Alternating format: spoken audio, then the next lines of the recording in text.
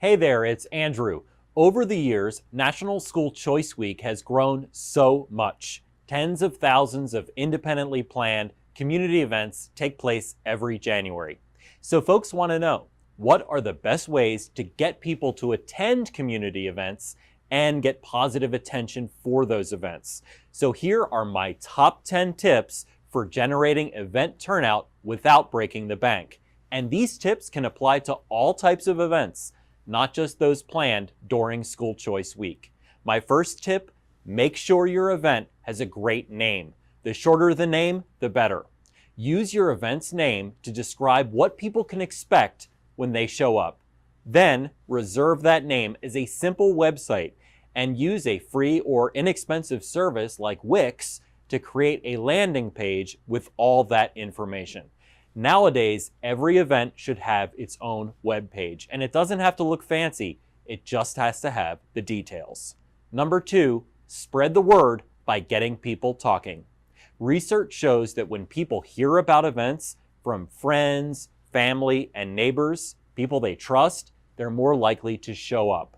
Get people to text message their friends, email their friends, and email other members of organizations they belong to, like homeowners associations. Number 3, recruit lots of volunteers. The more volunteers, the higher the attendance. Why? Because all of your volunteers will tell their friends too, and you'll expand the pool of people who have heard about your event from people they trust. Number 4, keep track of the people who say they might want to attend. Ask for their email addresses or their phone numbers. And then the day before your event, follow up and remind all of those people. Remember, people have a lot going on in their lives, so you can't assume they're going to remember your event. You have to remind them. Number 5, use weekly community newspapers to spread the word. People still read those weekly newspapers, so write an article, write a letter, or place a small ad. Start at least 3 weeks in advance to build interest. Number 6, make flyers and handouts and pass them out everywhere, at libraries, restaurants, your local chamber of commerce, at churches and places of worship.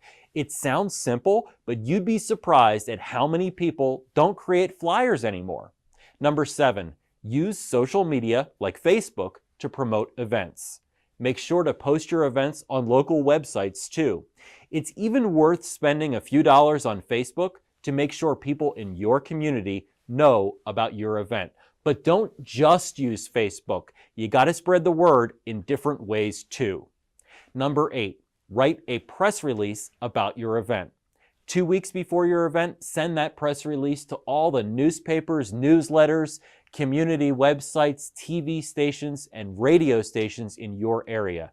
Ask them to include your event on their calendars and let them know you're happy to do an interview to talk more about your event. Number 9, think about how local political candidates promote themselves, and if you have the money and the time, copy those tactics. These are things like yard signs, car magnets, door hangers, and mailers. All of those things can help spread the word about your event and get people talking. And finally, number 10, work with your venue.